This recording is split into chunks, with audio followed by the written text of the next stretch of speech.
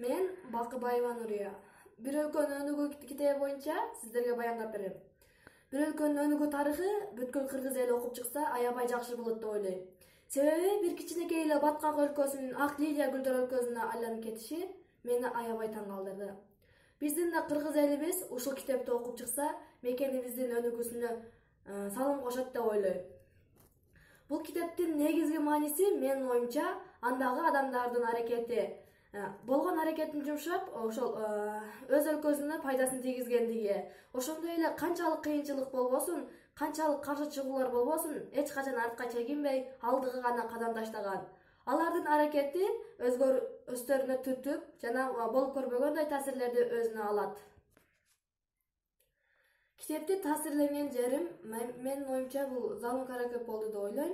Себеби Залым Каракөп өзүнүн чынчылдыгы жана адилеттүүлүгү менен аябай мени таасирлендирди.